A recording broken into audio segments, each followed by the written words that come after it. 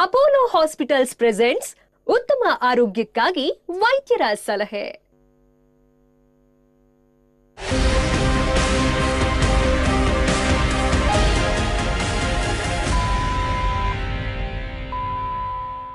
ಉತ್ತಮ ಆರೋಗ್ಯಕ್ಕಾಗಿ ವೈದ್ಯರ ಸಲಹೆ ವಿಶೇಷ ಕಾರ್ಯಕ್ರಮಕ್ಕೆ ಸ್ವಾಗತ. ನಾನು ನಿಶಾ.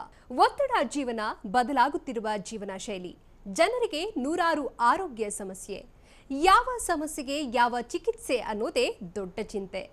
ಇಂತಹ ಸಮಸ್ಯೆ ಇರೋರಿಗೆ ಒಂದೇ ವೇದಿಕೆಯಲ್ಲಿ ಸಿಗುತ್ತೆ ಉತ್ತರ.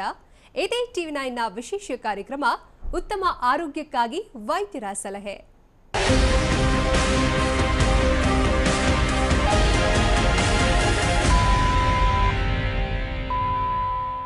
ವೈದ್ಯಕೀಯ ಜಗತ್ತಿನಲ್ಲಿ ಈ ಸಮಸ್ಯೆಗೆ ಸಂಪೂರ್ಣ ಪರಿಹಾರವಿದ್ದು ಭಯಪಡುವ ಯಾವುದೇ ಅವಶ್ಯಕತೆ ಇಲ್ಲ.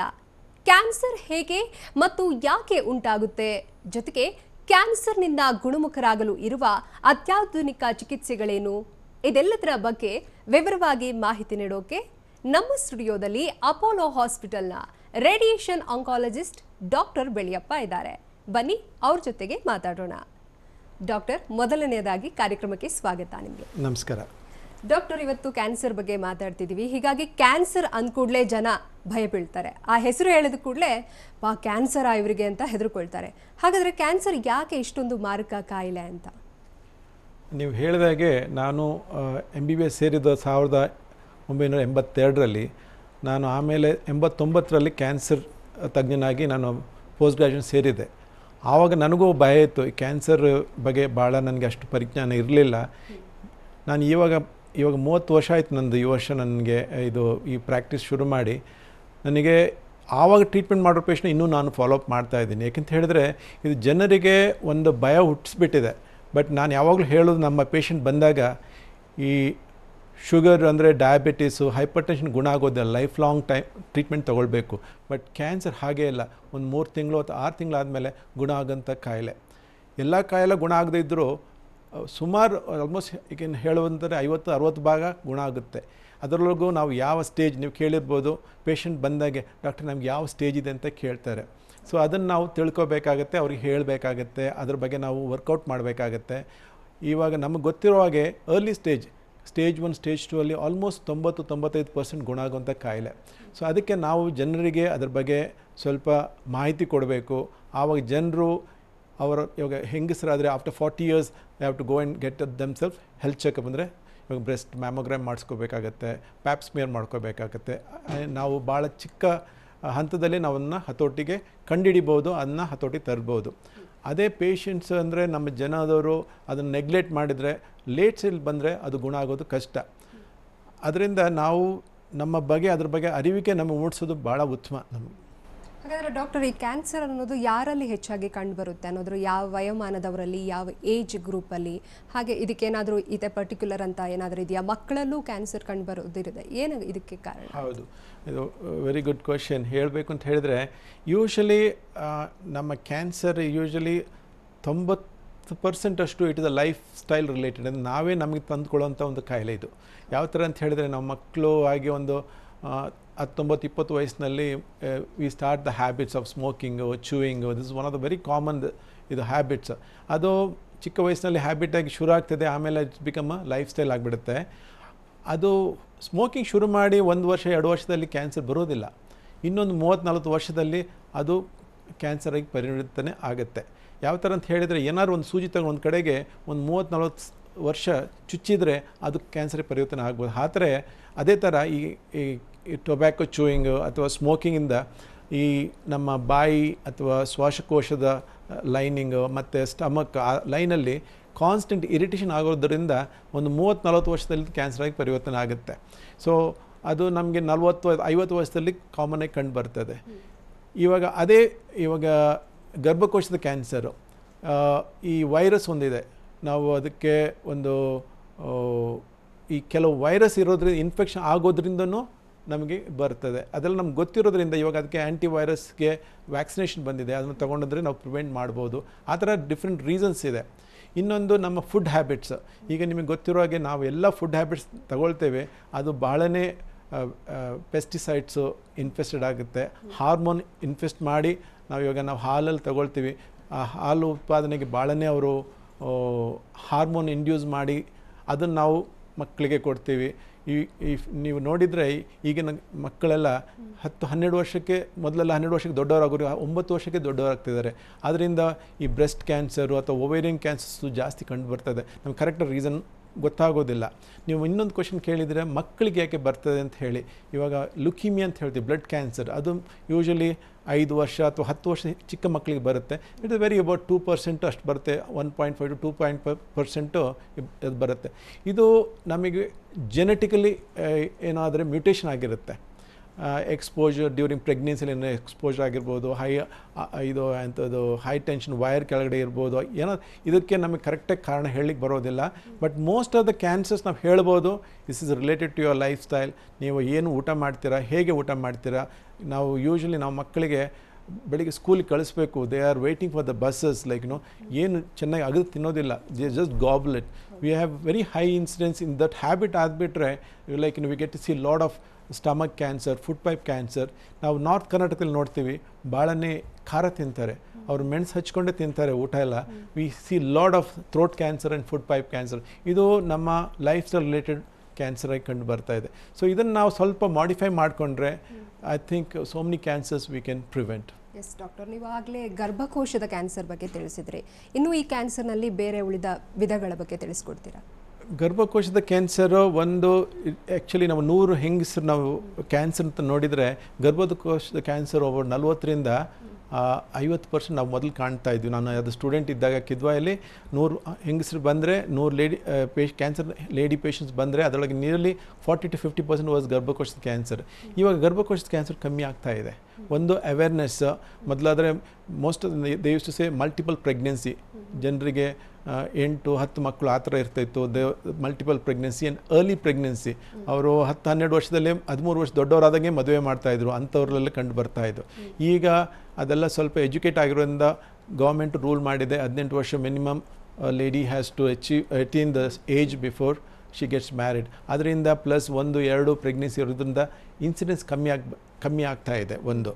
ಇನ್ನೊಂದು ನಾನು ವೈರಸ್ ಅಂತ ಹೇಳಿದೆಲ್ಲ, ಆ ವೈರಸ್ನಿಂದನೂ ಬರ್ತದೆ ಇನ್ಫೆಕ್ಷನ್. ಇವಾಗ ಅದು ವೈರಸ್ಗೆ ವ್ಯಾಕ್ಸಿನೇಷನ್ ಬಂದಿದೆ, ಅದು ಮಾಡೋದ್ರಿಂದನೂ ಇನ್ಸಿಡೆಂಟ್ ಕಮ್ಮಿ ಬರ್ತಾ ಇದೆ.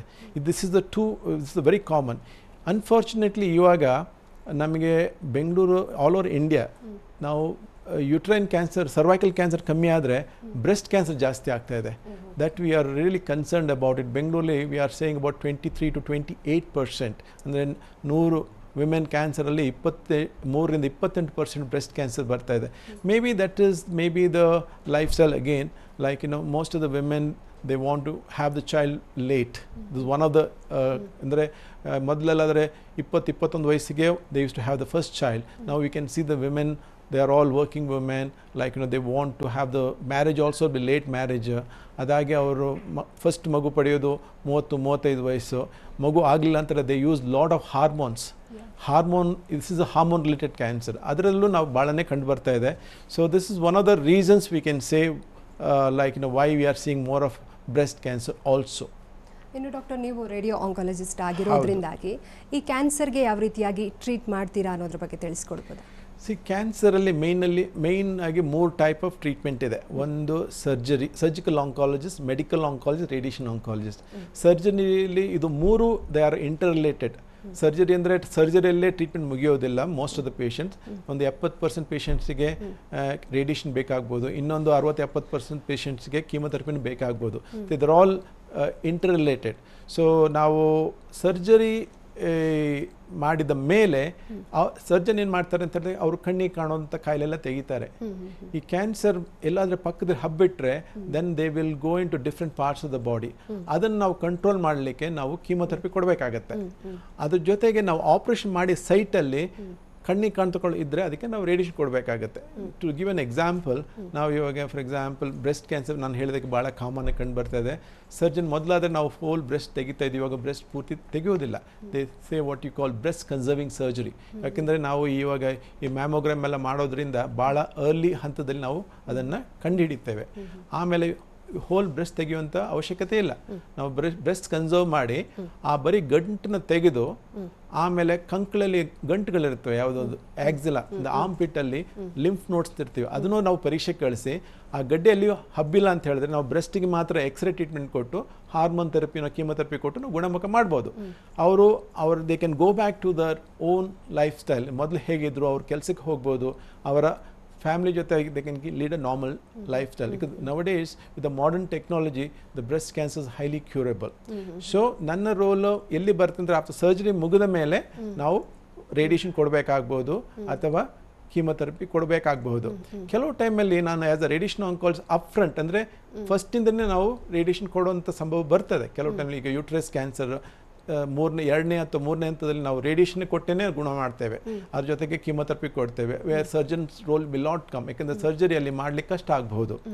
ಇನ್ನು ಕೆಲವು ಟೈಮಲ್ಲಿ ಹೆಡ್ ಆ್ಯಂಡ್ ನೆಕ್ ಕ್ಯಾನ್ಸರ್ ಅಂದರೆ ಶಿರ ಮತ್ತು ಕುತ್ತಿಗೆ, ಅಲ್ಲಿ ಈಗ ಟಂಗ್ ಕ್ಯಾನ್ಸರು, ಅದ್ರ ಜೊತೆಗೆ ವಾಯ್ಸ್ ಬಾಕ್ಸ್ ಕ್ಯಾನ್ಸರ್. ಇವಾಗ ಸರ್ಜರಿ ವಾಯ್ಸ್ ಬಾಕ್ಸ್ ತೆಗಿಬೇಕಂದ್ರೆ he will lose a voice if is a teacher, anybody for that matter. ಈಗ ನಾವೇ ಇರ್ಬೋದು, ನೀವೇ ಇರ್ಬೋದು, ಯಾರಾದರೂ ಇರ್ಬೋದು, ಅವರ ಪ್ರೊಫೆಷನ್ ಒಂದು ವಾಯ್ಸ್ ಮೇಲೆ ಅವರು ಡಿಪೆಂಡ್ ಆಗಿರ್ತಾರೆ. ಇವಾಗ ಕ್ಯಾನ್ಸರ್ ಬಂದು ನಾವು ಆಪ್ರೇಷನ್ ಮಾಡಿ ತೆಗಿಬೇಕು ಅಂತ ಹೇಳಿದ್ರೆ ವಾಯ್ಸ್ ಬಾಕ್ಸ್ ತೆಗೆದುಬಿಟ್ರೆ he may lose a job. So we can cure the disease only with radiation and we can retain is voice box. ಒಂದು ಕಡೆ ನಾವು ಕ್ಯಾನ್ಸರ್ನ ಗುಣಮುಖ ಮಾಡ್ತೇವೆ, ಇನ್ನೊಂದು ವಿ ರಿಟೈನ್ ದ ಫಂಕ್ಷನ್. ಹಾಗೆ tongue cancer, so many cancers there is no hard and fast rule, ಇದರಲ್ಲೇ ಮಾಡಬೇಕು. ಇಟ್ ಇಸ್ ನಾವೇನು ಮಾಡ್ತೀವಿ ಅಂದರೆ ಟ್ಯೂಮರ್ ಬೋರ್ಡ್ ಅಂತ ಮಾಡ್ತೇವೆ. ನಾವು ಸರ್ಜನ್ನು ಮೆಡಿಕಲ್ ಆಂಕಾಲಜಿ ರೇಡಿಯೇಷನ್ ಕೂತು ಅವರಿಗೆ ಯಾವುದು ಒಳ್ಳೆಯದು, ಇದರಿಂದ ಯಾವ ಥರ ಅವರ ಫಂಕ್ಷನ್ನು ಉಳಿಸ್ಕೋಬೋದು, ಯಾವ ಥರ ಗುಣಮುಖ ಮಾಡೋದು. It should not compromise the cure also and the quality of life also. ಇನ್ನು ಡಾಕ್ಟರ್, ನಾರ್ಮಲ್ ಆಗಿ ಜನ ಕ್ಯಾನ್ಸರ್ ಬಂತ ಇವ್ರು ಬದುಕೋದೆಲ್ಲ, ಇವ್ರು ಜಾಸ್ತಿ ಹೆಚ್ಚಿನ ದಿನ ಬದುಕಲ್ಲ ಅನ್ನೋ ಫೀಲಲ್ಲೇ ಇರ್ತಾರೆ. ಬಟ್ ಎಷ್ಟೋ ಜನ ಬದುಕಿದ್ದಾರೆ, ಗುಣಮುಖ ಆಗಿದ್ದಾರೆ. ಅದ್ರ ಬಗ್ಗೆ ಗಮನ ಹರಿಸಿರಲ್ಲ ಜನ. ಇದ್ರ ಬಗ್ಗೆ ಹೇಳೋದಾದರೆ ಆ್ಯಕ್ಚುಲಿ ನೀವು ಹೇಳಿದಾಗೆ ಈ ಕ್ಯಾನ್ಸರ್ ಕಾಯಿಲೆ ಯಾರು they are not happy to tell. ಏಕೆಂದರೆ ಈಗ ನನ್ನ ನೇಬರ್ಸ್ ಇದ್ದಾರೆ, ನನ್ನ ಅಕ್ಕಪಕ್ಕದಿದ್ದಾರೆ, ನಮ್ಮ ರಿಲೇಟಿವ್ಸ್ ಇದ್ದಾರೆ, ಅವರು ಮೇ ಬಿ ಕ್ಯಾನ್ಸರ್ ಸರ್ವೈವರ್ಸ್. ಅವರು ಹೋಗಿ 10 ಜನರಿಗೆ ಹೇಳೋದಿಲ್ಲ ನಾನು ಕ್ಯಾನ್ಸರ್ನಿಂದ ಬಳಲ್ತಿದ್ದೆ, ಏಕೆಂದರೆ ಅವರಿಗೆ ಲಾಟ್ ಆಫ್ ಸೋಷಿಯಲ್ ಆಬ್ಲಿಗೇಷನ್ ಇರುತ್ತೆ. ಅವ್ರ ಮಕ್ಕಳಿಗೆ ಅಥವಾ ಯಾರಿಗೆ ಮದುವೆ ಆಗೋದಿಲ್ವೋ, ಅಥವಾ ಹೀಗೆ ಲಾಟ್ ಆಫ್ ಸೋಷಿಯಲ್ ಇದರಿಂದ one of the reason they don't share their problems even though they survives. ಅದೇ ಫಾರ್ ಎಕ್ಸಾಂಪಲ್ ಡಯಾಬಿಟಿಕ್ ಸ್ಪೆಷಲಿಸ್ಟ್ ಅವರ ಕಾರ್ಡಿಯಾಲಜಿಸ್ಟ್ ಅಂದರೆ ಅವರು ನಮ್ಮ social function is my cardiologist, is my physician ಅಂತ ಇಂಟ್ರೊಡ್ಯೂಸ್ ಮಾಡ್ತಾರೆ. ಬಟ್ ನನಗೆ ಯಾರು ನೀವು ಕ್ಯಾನ್ಸರ್ ಸ್ಪೆಷಲಿಸ್ಟು, ನಾನು ಇವರ ಪೇಷಂಟ್ ಅಂತ ಹೇಳೋದು ಭಾಳ ಅಪರೂಪ. ಕೆಲವು ಜನ ಇದ್ದಾರೆ, but it is a this thing because that social phobia is there. ಅದರಿಂದ ನಾವು ಏನು ಮಾಡಿದ್ದೀವಿ ಅಂತ ಹೇಳಿದರೆ, I don't know if you have seen recently, ಮೊದಲೆಲ್ಲ ನಾನು when I was a student in 60s 70s most of the heroes used to be killed with cancer ಅಲ್ಲಿ. ನಾವು ನಮ್ಮ ಅಸೋಸಿಯೇಷನ್ ಮೂಲಕ ಫಿಲ್ಮ್ ಇಂಡಸ್ಟ್ರಿ ಅವರಿಗೆ ನಾವು ರೆಪ್ರೆಸೆಂಟ್ ಕೊಟ್ಟು, ನೀವು ಹೀರೋನ ಕ್ಯಾನ್ಸರಿಂದ you should not kill him, so you should say he can be cured of this cancer. This is the message. Because ಇದೆಲ್ಲ ಕಂಡು ಬಂದು ಜನರಿಗೆ ಏನು ಅಂತ ಭಯ ಬಂದುಬಿಟ್ಟಿದೆ. ನಾನು ಹೇಳಿದಾಗೆ ಅರ್ಲಿ ಡಿಸೀಸ್ ಚೆನ್ನಾಗಿ ಅದನ್ನು ಟ್ರೀಟ್ಮೆಂಟ್ ಮಾಡಿ with a good, not a general surgeon or a general physician, go to a cancer specialist. You have most of the centers, not only in Bangalore, even the second tier cities also, all the facilities are available. Now actually ನಾನು last 2 years back ಅವರಿಗೆ ನಾನು ಕರ್ನಾಟಕದ state president ಆಗಿದೆ, association of radiation oncologist of India. ನಿಮ್ಗೆ ಹೇಳಬೇಕು ಅಂತ ಹೇಳಿದರೆ ಕರ್ನಾಟಕದಲ್ಲಿ there are 44 cancer centers now. ನಾನು ಓದಬೇಕಾದ್ರೆ only 3 centre, Kidwai is the only centre and Victoria hospital ಇತ್ತು. ಇವಾಗ ಅದರ ನಿಯರ್ಲಿ ಅಬೌಟ್ 43 ಕ್ಯಾನ್ಸರ್ ಸೆಂಟರ್ಸ್. ಬೆಂಗಳೂರಲ್ಲಿ 24 ಸೆಂಟರ್ ಇದೆ. So facilities are available and what is available any part of the world is available.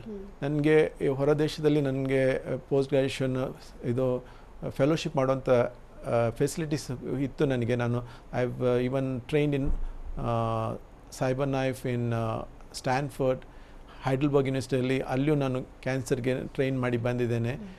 ನಾನು ಅಲ್ಲಿ ಕಲ್ತಿದ್ದು ಏನಂತ ಹೇಳಿದರೆ, ಅವ್ರು ಮಾಡ್ತಾ ಇರೋದು ನಾವು ಇಲ್ಲಿ ಮಾಡ್ತಾ ಇದ್ದೀವಿ ಅಂತ ಅಷ್ಟೇ ಹೊರತು there is not much of a difference in the treatment facilities wherever you ಗೋ.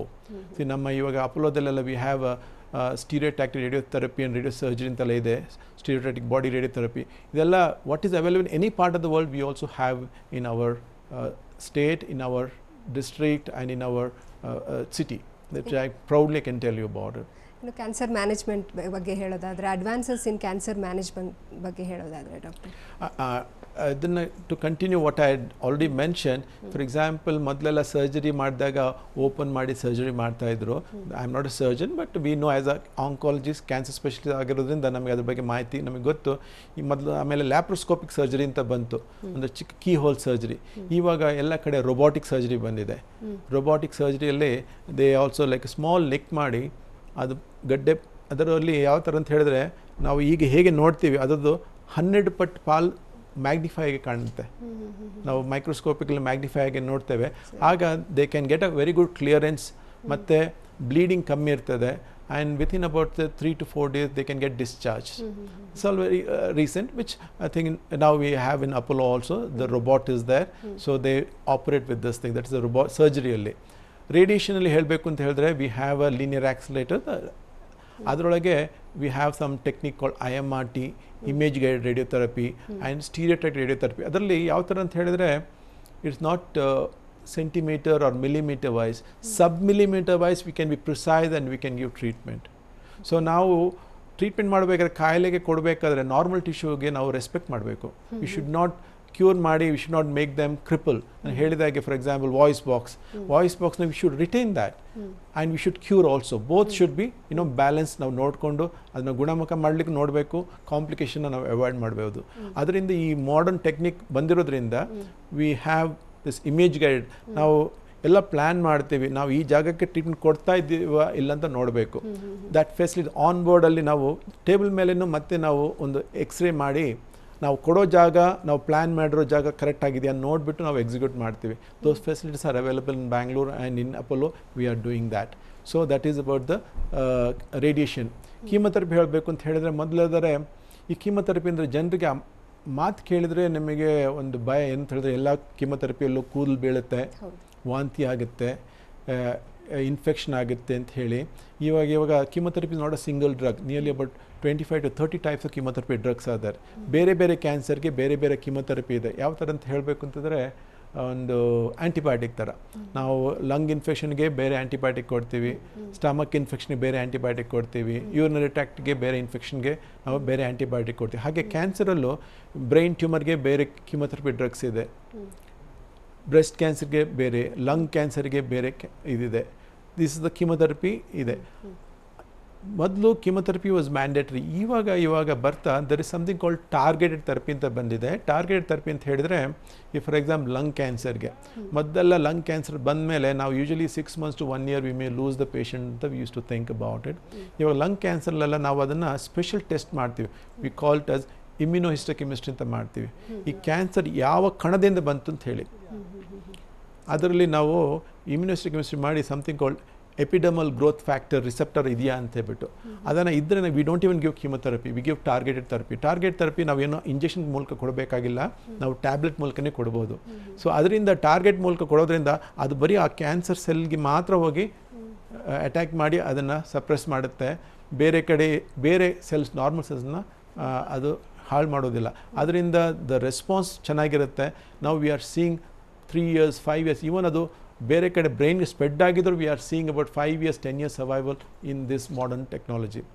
ಇವಾಗ ಇನ್ನೊಂದು ಹೊಸ ಥರ ಬಂದಿರೋದಂತ ಹೇಳಿದ್ರೆ ಇಮ್ಯುನೊಥೆರಪಿ. ಇವಾಗ ಕೆಲವು ಟೈಮಲ್ಲಿ they would have tried chemotherapy, target therapy. Cancer ಇನ್ನೂ ಬೆಳವಣಿಗೆ ಆಗ್ತಾಯಿದೆ ಅಂತ ಹೇಳಿದ್ರೆ they do some special test on the tumour ತೆಗೆದು ಜಿನೋಮಿಕ್ಸ್ ಮಾಡ್ತಾರೆ.